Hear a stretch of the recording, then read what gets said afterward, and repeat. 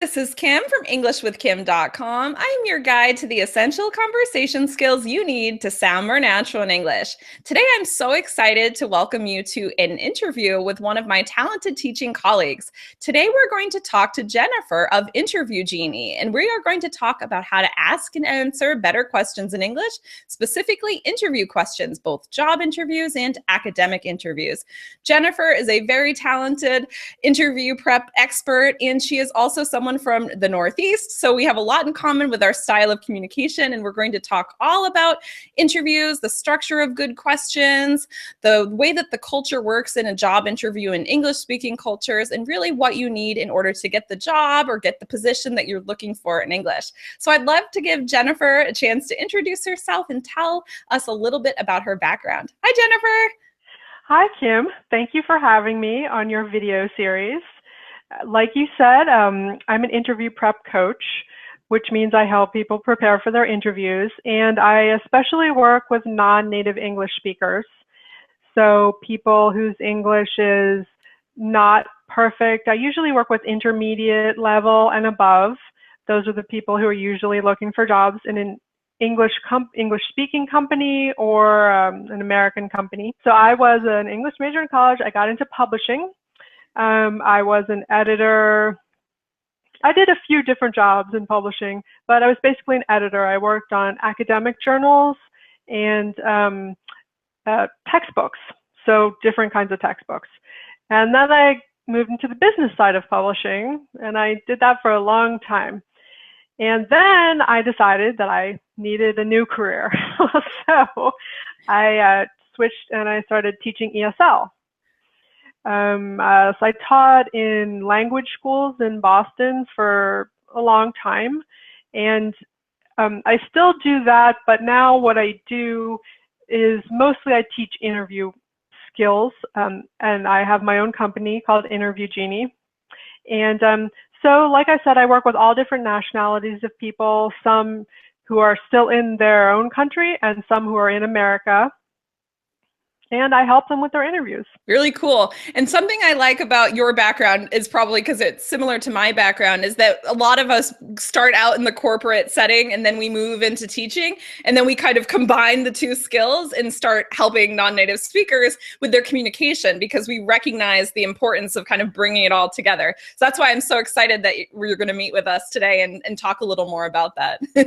Well, thank you. Yes, I think it's interesting too. A lot of ESL teachers have a teaching background, but my background I feel like is more corporate. My corporate experience, I have a master's in corporate communication too, which makes me even more corporate.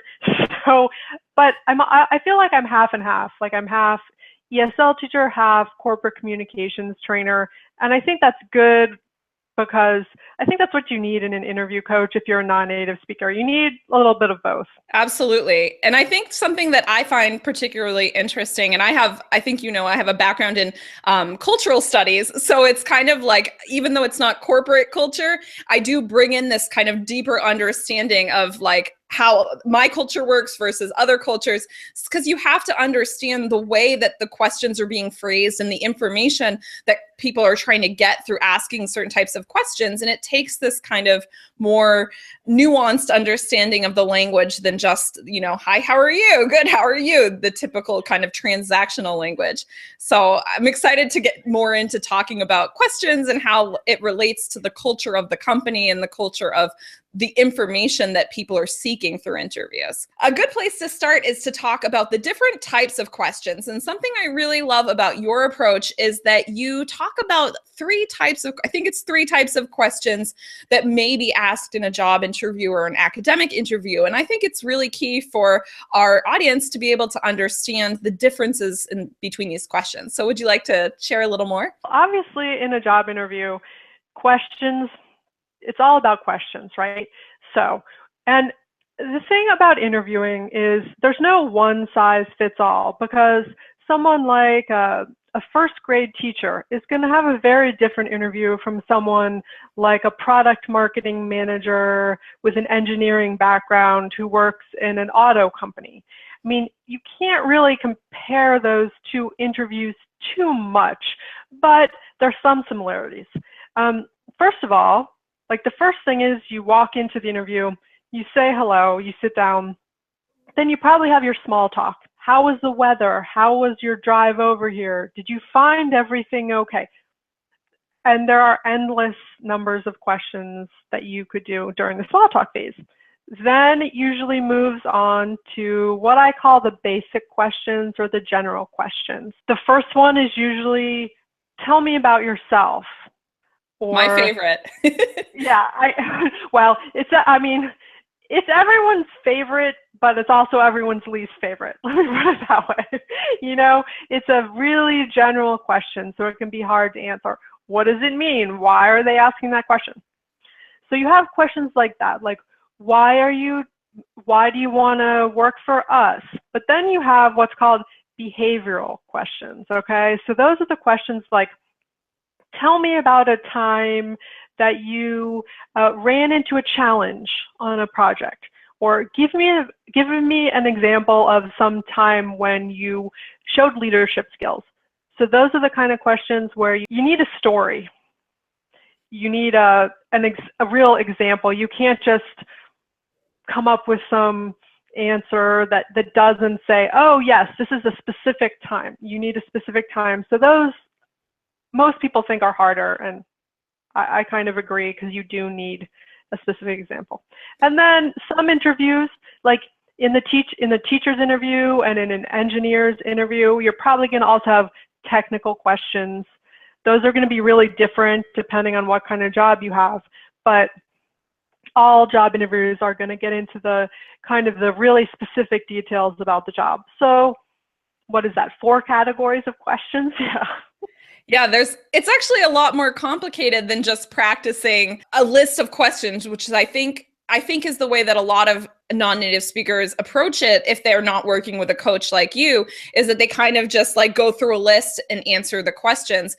But when you're preparing, you have to take into consideration the goals of the company, the goals of the position, the goals that you want to convey about your experience. And something I'd like to get your feedback on is that I recently said in one of the episodes of Conversations with Kim, I said that a lot of times when people have your resume and they have your cover letter, they have this information about you. So they're already mostly convinced that you have the skills to do the position. But the goal of the interview is to really show that you would, like you said, the behavior, you would rise to the occasion, you would be able to manage the work environment and work well with the corporate culture or the organizational culture. So I'd love to hear how you feel about that. Well, in my opinion, actually, I think if you get the interview, like if you are sitting there in the interview, it means you have the skills to do the job, probably. I mean, unless you've been lying on your resume or something, they looked at your resume, your cover letter, your LinkedIn profile, and they think it's a match for their job description. Maybe they were wrong, but they're probably right. You probably do have the skills. What they want to know in the interview, whether they're conscious of this or not, is what your personality is like. Do you have good social skills?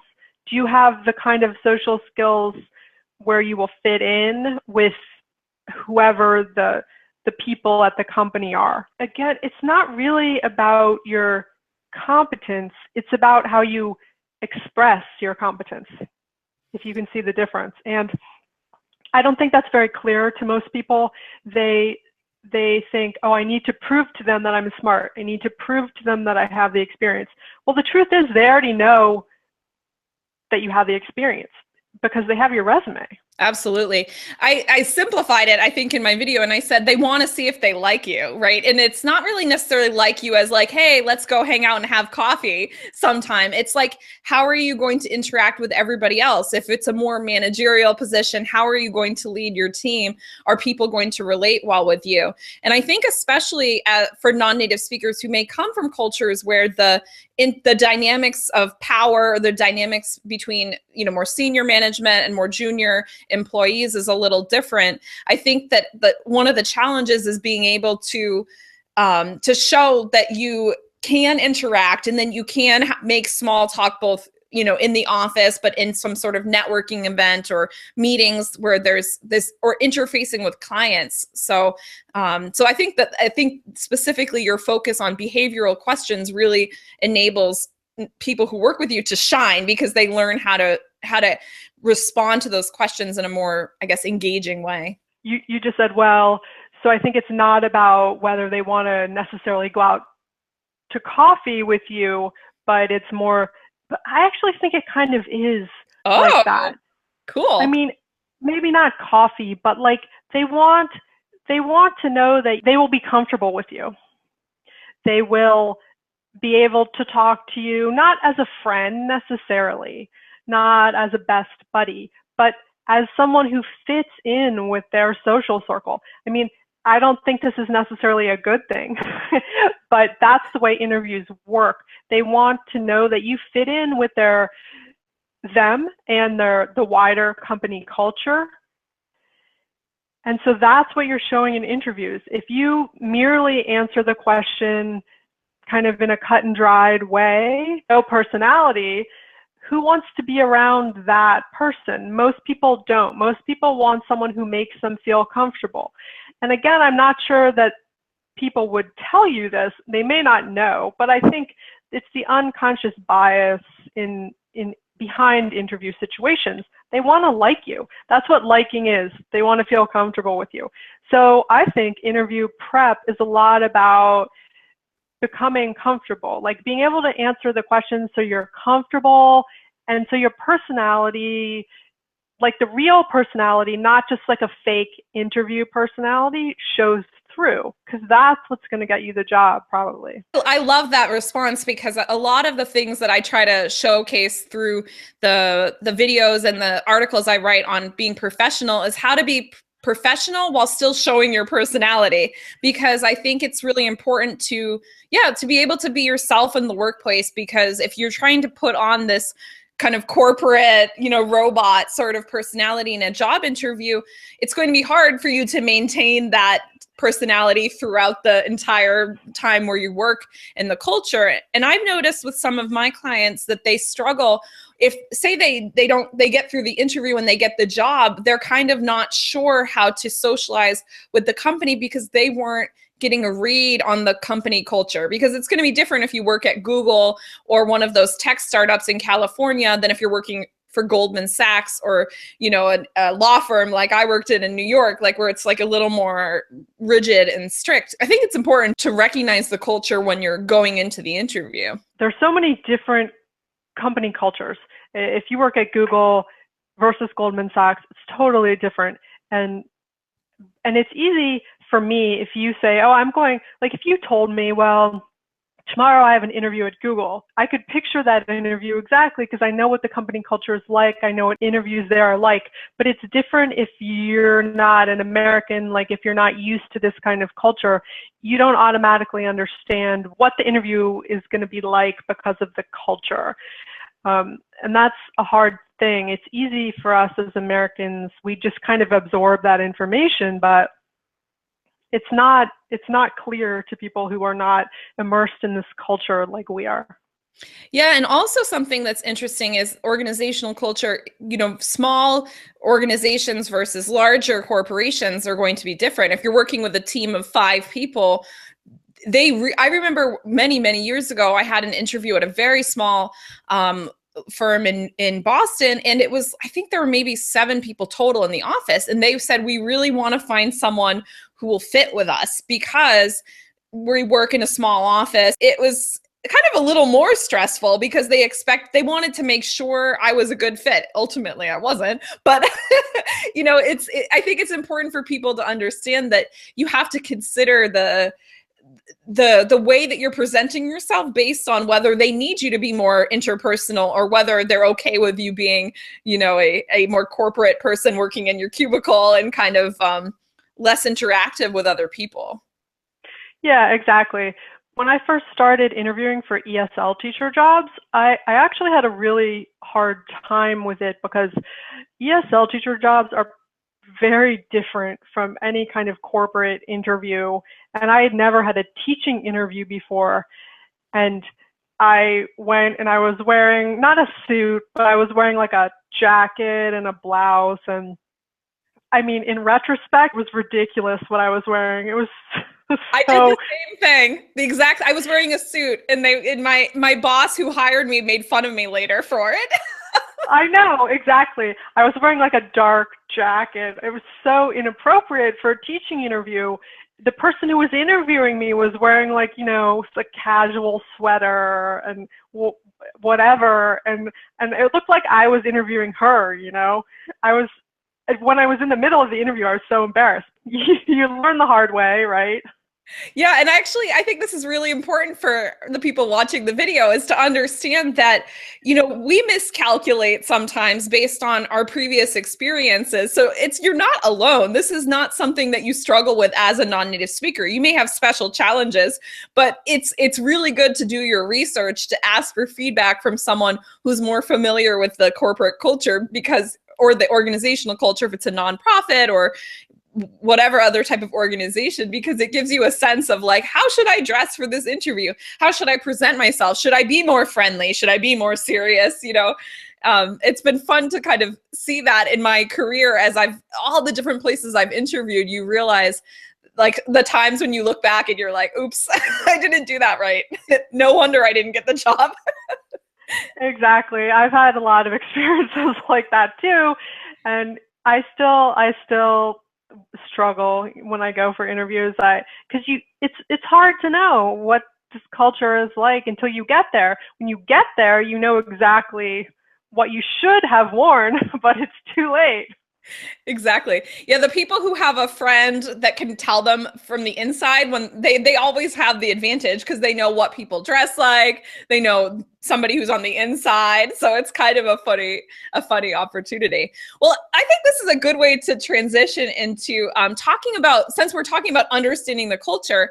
And one of the questions I have for you is, why is it important to learn to answer the questions the way native speakers do? So why would a coaching situation or even just a deeper understanding of these interview questions, what advantage does that give someone who does prepare the American way or the English speaking way? Well, I think there are differences between cultures.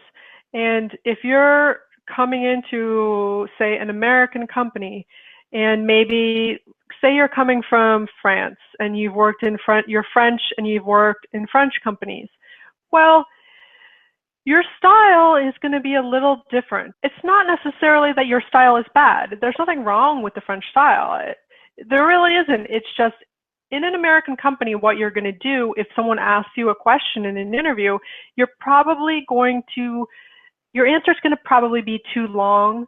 And it's going to take too long to answer the question. There's going to be too much at the beginning before the body or the main part of the question. And the risk there is that the person will stop paying attention before they hear the answer. And again, there's nothing wrong with the French style. It's just not appropriate for an American interview. It just doesn't quite meet the expectations of the American interviewer. So if you know that ahead of time, if you know that in American interviews, you really need to get to the point quickly and not say a lot of extra, then you can practice that. But maybe if you don't know that, you might do it in the French style and not succeed. Yeah, I've definitely noticed that with communication styles because I've spent a lot of time in South America, and it's just a more roundabout style of writing or style of communicating. And for those of you who really do want to go more into depth in understanding American business culture and how to communicate clearly and professionally, I have a video on how to communicate more clearly and professionally in American business culture, and I'll link that below in the description so that you can check it out. But something that I think we're both talking about, and I'd love to talk a little more about, is that in American culture, in a more relaxed setting like this conversation, you hear we go a little off topic, but then we return back to the main topic. But in an interview, in a very formal conversation, people are expecting a clear structure. They're expecting you to deliver your point clearly. And so something I talk talk about a lot is having a goal for what you want the other person to say. And so I think what you're talking about, which I'd love to talk a little more about, a strong answer, is that when you answer an interview question, you want to make sure that you answer the question, right? And that you also deliver in the way that Americans are expecting to hear the answer, which is very direct and clear. So I'd love to hear your perspective. Yeah, exactly. And that's what I talk a lot about with my clients. So say we're doing a mock interview, I'll ask them a question and they answer it, and they talk and they think they're answering the question, but I notice that they've said a lot and haven't really answered the question. So it finally occurred to me, I really need to teach people the correct structure for an interview answer in English. And I think it's important because, for instance, in cultures like you're talking about, like a Latin American culture, the style of communication tends to be more roundabout. You go around. You don't go straight to the point. You kind of go around it, and then eventually you get to the point. Well, that's not going to work in an interview, because basically the reason is our attention spans are really short. We want to know the answer, and we want to know it right now, right? We don't want to wait. If you ask me a question, I need to answer the question quickly before I get bored and stop listening to you. I mean, that's the truth, right? So what is the proper structure for an interview answer? It's like, in school where they tell you the way to write the answer to this essay is use the 5-paragraph structure, like your topic, your introduction, your conclusion, and then the body paragraphs. Well, I think it's the same thing, except more condensed, faster, right? So I think a good interview answer is approximately 5 sentences. You have your introduction, and now 5 is not an exact number. You can have a couple sentences in each of these categories, but like an introduction, some details like supporting evidence, examples, something, and then a little conclusion that kind of says, I'm finished with the question. You can ask me the next question. The proper time for an interview answer, anywhere from like 30 seconds to a minute and a half in questions where you need a lot of detail. So that's pretty short. I mean, that's not a lot of time. And 30 seconds to answer a question, you kind of do need to go in there, say the main point first, and then if necessary, give some supporting evidence or whatever, and then say, okay, I'm finished, like indicate in some way that you're finished and they can move on. It really doesn't take that much talking to give a good answer. Which is actually great news for non-native speakers who feel a little stressed out by the need to keep talking and talking and talking. It's that you actually want, well, the good news, it's less, this is less structured, but in an interview, people really want you to just nail the point and like be really clear about your point, be specific about examples, and then they continue going on with the interview. So it gives you that advantage that you're not always the one talking. Like you don't have to lead the interview. The interviewer is going to lead it for you. Exactly. You really don't need to talk as much as you think you need to talk. Although sometimes you do get a bad interviewer who will basically just want you to talk the whole time, which is always uncomfortable. But most interviewers will just ask you a question, then ask you maybe a follow-up question, and they'll just keep asking questions so you don't have to do so much work yourself. You'll still need to kind of have a general idea of what you're going to say, but you don't need to do all the work yourself. Yeah. And something you mentioned that I'd love to just bring more attention to is the idea of giving these supporting details, of being specific and using that as part of your example. So I think it's really important for us to reiterate that to our international audience, that we expect supporting details. We expect specifics. Could you talk a little more about that? Sure. Well, so if you ask me, why do you want to work at this company? Like, why do you want to work here? That's a pretty common question, right? Well, A lot of people answer that question. They just say something like, well, I know it's a great company, something like that. That's the usual answer, like it's a great company. Maybe they use different words. That's not a great answer. You want specifics. Why? Why do you think it's such a good company? Okay, well, I really want to work here because, number one, you're doing great work in cancer research. You've just discovered this drug. 2, I have a friend who works here and he says that your company culture is very fun.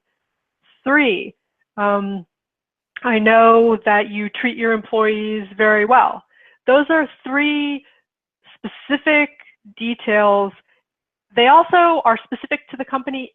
They're not something that could work for another company, right? So it makes the person think, oh, you really do know about my company. You really have done your research. You care, you know? Yeah, absolutely. I think that something that it has to be clear is that it's not just like, I want this job because I need a job, right? It has to be, I want this specific job in this specific organization for these specific reasons. And they love, you know, people love hearing that you chose to apply to this particular place because you want to do this kind of work at this company. You know something about it. And I think especially people, even beginning, you know, people at the beginning of their career who are native speakers struggle with this because they don't really do the research at the beginning to understand why they're applying. And so if you go in prepared as a non-native speaker, knowing that you want to work for this company or organization, you have an advantage because you're able to convey that information more clearly. Exactly. I think being really detailed in all your answers is key because it proves that you did your research, it proves you're smart, but it also gives the person listening to you something to listen to. You're not just saying general words like great company, great environment. It's so boring and bland and generic, you know. I want to hear something that's specific, really like paint me a picture for why. It doesn't matter what kind of question it is. Paint me a picture for the last project by giving me some details, like some really good details, like what happened, what did you learn specifically, not just like I learned how to be a better leader. Give me a specific detail, like what did you learn exactly, and show me, don't just give me some words, you know?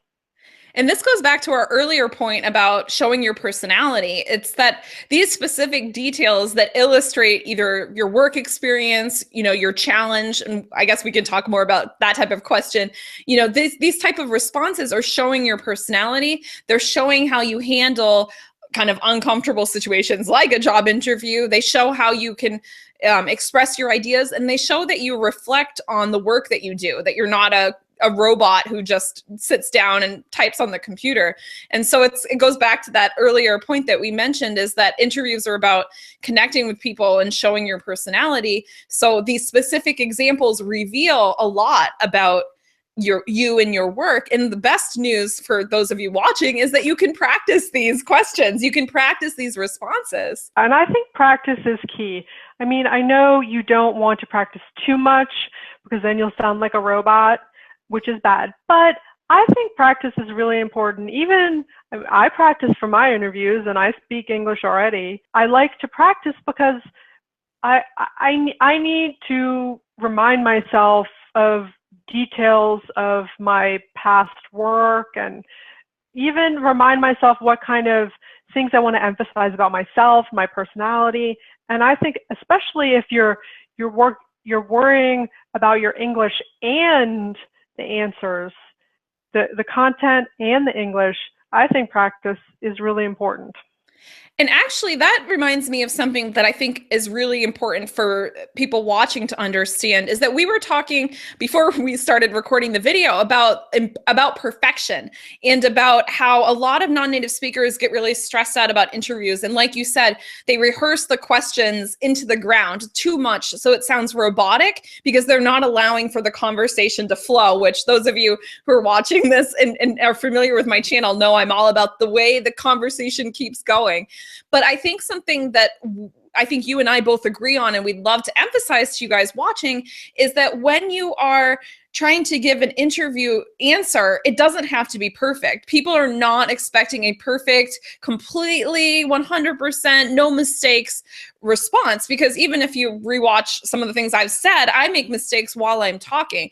They're not interested in perfection. They're interested in the information that you're providing. And I know you have some interesting examples of your clients who were able to really master the approach to an interview, and they didn't have to have this perfect grammar or completely 100% fluent with no accent style of speaking. Non-native speakers really worry about getting their grammar right, the exact English, like, oh, am I using the past tense when I need the past tense? Am I making my nouns plural when I need to? They really worry about that kind of stuff. And I understand, because they've been learning and studying English for a long time, so they're used to thinking about the grammar. Most people don't really care if your grammar is perfect or not. They're not thinking, oh, I don't like this person because their grammar is really not good. They're not really, it might register, but it's maybe like 1% of the equation. It's not 100% of the equation. It's really not that important. What are the other things that are important? Your body language. If you talk with your hands, like I was just watching you talk with your hands, and I talk with my hands all the time. Sometimes I sit on my hands, so I stop talking with my hands. So body language, gestures, like facial expressions. I have some people, and this seems to be more with Asian clients, they don't, their face remains basically the same.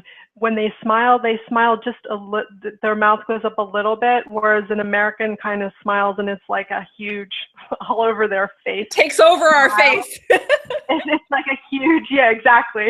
Which, when you think about it, is a little strange. But anyway. People think we're crazy in other cultures.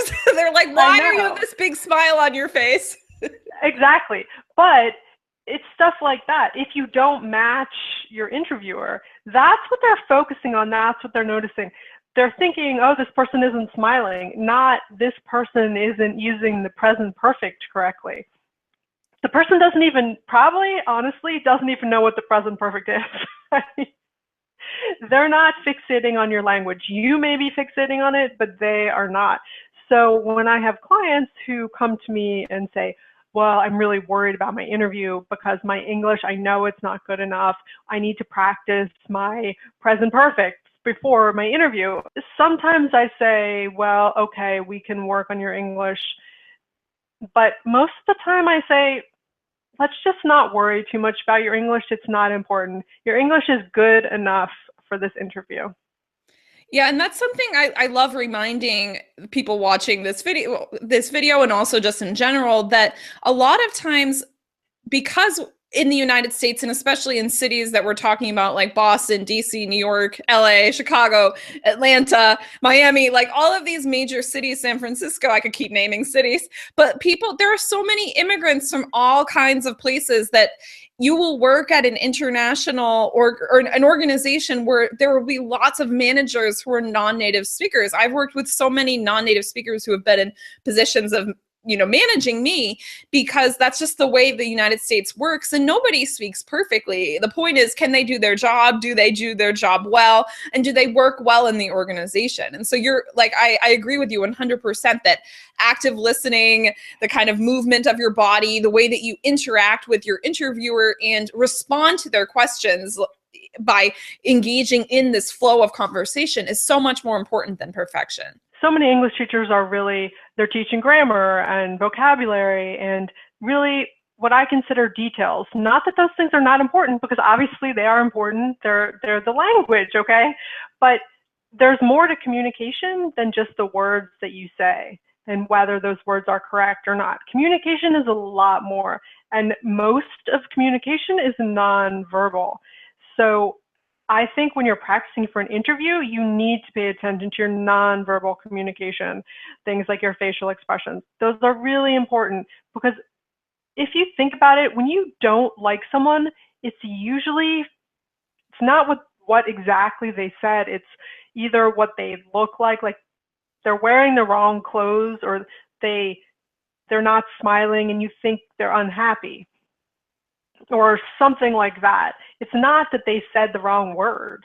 It's the energy that their body was showing to you, even that they were in a bad mood or really stressed out. And you're like, oh, like when you get into an elevator and you can already tell that person's having a bad day and you're just like, oh, I don't want to be in the elevator with this person. Exactly. It's like, I don't want to be in the interview with this person. Yes. So you don't want to be that person, which is not to say that what you say is not important. It is, but a lot of people come to me and they're really fixated on their English, and I think that's not the number one thing they should work on. They need to practice the content of their answers. Like, they need to think of stories to answer the questions with and stuff like that. But they don't need to get every single little detail in their English perfect. And in fact, I think that's a waste of time. If you do get the job and then you want to keep working on your English, fine, that's great, you should. But in order to get a job, perfection in your English is not what you need to work on.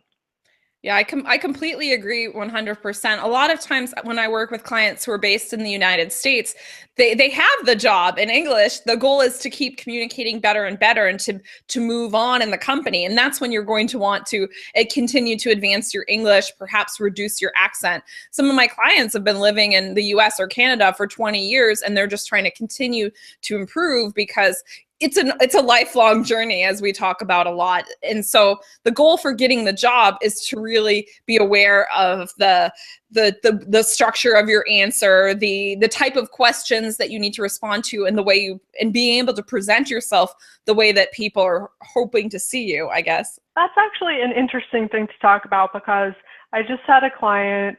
He's Korean, and he's been in America for 20 years, and he's had a lot of jobs in American companies. But he came to me, he's interviewing for new jobs, but interestingly enough, he wasn't really that worried about getting the jobs. And in fact, he actually did get a job pretty quickly.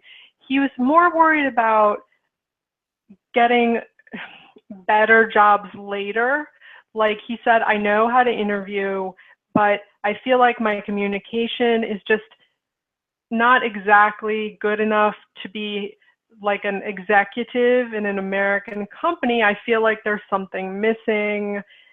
And it was interesting because while we were practicing his interview questions, we kind of talked about how you could apply what we were learning to later, like your communication, like his communication later with his colleagues and his bosses. Like, for instance, you know the question, tell me about yourself. My favorite. Okay. Right. Everyone's favorite question. Well, that's a really common question, but it can also be, you know, if you meet someone in your company, the common example is like you meet the CEO in an elevator and you only have like 30 seconds to pitch him on your idea, or so it's communicating quickly but directly, like getting your idea across. So it's the same, you can use the same answer to that interview question for other things, like in your general communication at work. Like, tell me about yourself. Well, like, and you tell the story of you, like what you do, what your project you're working on, whatever. It's the same communication skills, and that's why I think interviewing is interesting, because it's not just memorizing answers to a question, it's trying to have a conversation, like trying to relate to someone. Communication isn't just saying the right thing. It's like there's no right answer. Sometimes there is, but mostly there's no right answer. It's more about general connection, communication, you know? So that's why I think this is an interesting topic. Absolutely. And that's one of the reasons I'm so excited to talk to you, as we share that philosophy that communication goes deeper than transactional language, which I've talked about a lot, about how it's kind of like, you know, the robotic response, you know, when you go to the airport and you need to check your bag, and then you know, that's what a lot of people learn at the lower levels of English. But once you become intermediate and advanced and you're needing to live your life or live your professional life in English, you need to learn about communicating and I always talk about the communication strategies and conversation skills, because you're going to have, what happens when you get the job, or when you get the position, if it's an academic interview, you start working or start studying in a university or a graduate school program, and now you don't know how to interact with your colleagues, or interact with your professor, or interact with whoever it is that you meet in this more professional, less relaxed environment. And so but the skills are really applicable. We expect people to have a goal for their interaction with us, even if we're making small talk with somebody on the bus, at the bus stop, but a lot of times we talk about what you mentioned, the elevator pitch, that sometimes I know in corporate settings, you have these kind of corporate mixers where you have either a lunch or a happy hour, and you might talk to the partner of the law firm, or you may talk to the CEO of the company, and you need to be able to know what your goal is for this short interaction. Because if you kind of stumble over your words, their impression of you isn't positive. But if you present yourself with your personality, with your good body language, with your strong answer to the question, like, oh, what's your role here? They're going to be like, oh, I liked that person. Like, maybe you'll be more likely to get a promotion later. Exactly. And that's what everyone wants, right? They want to get the job, then do well in the job, get the next job, do well in their career. And a lot of it is about communication. It really is. But that doesn't mean perfect English. That's the thing. And a lot of the English teaching community, I think it's more about the perfect English. And I feel like there's a lot of emphasis on that, like perfect English. And I guess, well, we do need something to teach, right? but perfection is a goal that, I don't know. No one can live up to it. Exactly. I mean, I can't live up to it. The person who's interviewing you, they're looking for your personality, and they want to see, obviously, if you're competent and smart, but they're trying to get a feel for you. So you don't have to hide behind this facade of perfection or attempted perfection. You can be whoever you are. You can be whatever your personality is. You can talk about things that you care about. You can show what you're interested in, your passions, your interests, because that's actually what they want to see. They want to see who they're going to be working with. And I think that's really important to remember. You don't get caught up in your perfect English, your perfect answers to questions. Don't get so caught up that you forget to be a human being, and that you forget that you're actually interested in the job. If you are interested, which I hope you are, if you're going to the interview, you can show them. That's what they want to see.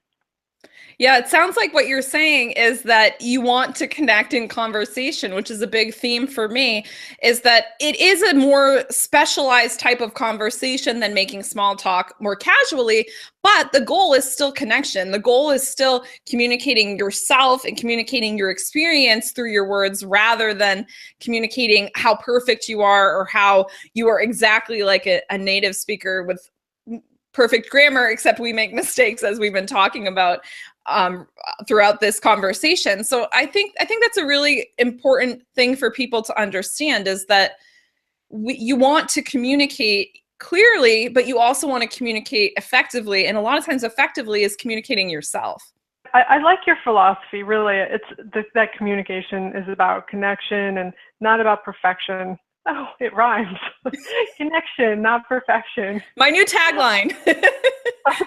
Actually, I think someone is already using that. Darn. Probably. But I think that's important. And honestly, if I were looking for an English teacher, I would come to you, because that's what I want. No more present perfect. Let's just communicate. Let's have some good conversations. Well, I mean, that's what an interview is. It's a conversation between two people. If you remember that, hopefully it will help you relax and have a good interview. Well, thank you so much, Jennifer. I really enjoyed this conversation because as you saw, it was a conversation. And that's the goal of this interview series, is to really give everybody a chance to see what two native speakers are how two native speakers are communicating, the type of strategies we use, the way we reflect ideas back to each other. So I think you modeled that very well, and I really appreciate all of your philosophy and your theory. And also, we gave some really solid tips for people to take away from this conversation. Well, thanks for having me, Kim. I really enjoyed it. I liked being on your video, and I hope your video series does really well. I'm sure it will. Could you tell everybody where they can find you and how they can start contacting you? Sure. My website is interviewgenie.com, and so you can take a look at my website. It has details about what I do with clients. My email is jennifer@interviewgenie.com. So yeah, if you'd like some help prepping for your interview, just go ahead and email me and I will get back to you. And she has a really great blog with a lot of good resources that go into more detail about these specific answers. And she also has some resources on good interview questions so that you can see some of the common responses. And I'm trying to convince her to start a YouTube channel too. So if you like that idea, be sure to give us a thumbs up so that she can get started eventually with that as well. So the links to all of her resources will be below this video. Thank you guys so much for watching this interview with Jennifer. It was really fun. Once again, I'm Kim from EnglishWithKim.com. I am your guide to the essential conversation skills you need to sound more natural in English. If you like this video, give it a thumbs up and share it with a friend. And I hope you found it helpful. Talk to you again soon. Goodbye.